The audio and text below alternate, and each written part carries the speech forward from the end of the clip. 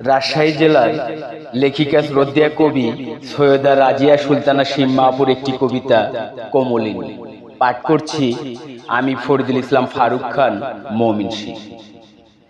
আজকে দীর্ঘ অনেক বছর পরে তোমাকে লিখছি। তুমি হয়তো বলবে স্বার্থপর, সত্যিই আমি স্বার্থপর, কারণ তোমার কথা না ভেবে মায়ের মতামতের প্রাধান্য দিয়েছি।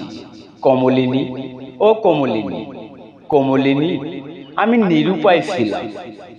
মা আমার বিয়ে ঠিক করে মল্লিকার সঙ্গে। আমি তোমার কথা বলি, তোমার সঙ্গে আমার সম্পর্কের কথাও বলি। মা জিজ্ঞেস করলো, তুমি কি করো?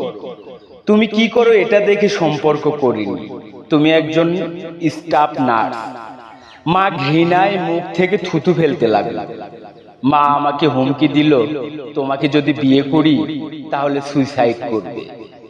আমি মার একমাত্র সম্বল। বাধ্য হয়ে মল্লিকাকে বিয়ে করি। আমি হাসপাতালের বেডে শুয়ে তোমাকে লিখছি। আমার হার্ট অ্যাটাক করেছে, মনে হয় শেষ মুহূর্ত। তুমি যদি ক্ষমা না করো তাহলে ঈশ্বরও ক্ষমা করবেন না। তুমি হয়তো বলবে, ক্ষমা চাইবার দরকার কি?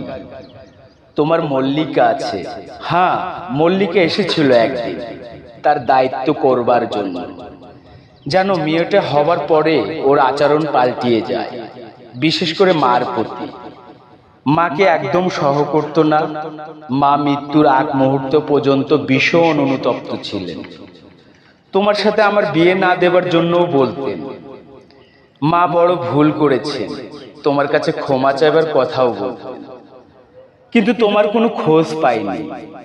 এখন তুমি আমার সামনেই ঘোরো, কিন্তু আমাকে চিনতে পারো না, বা ইচ্ছে করেও চিনো না তুমি।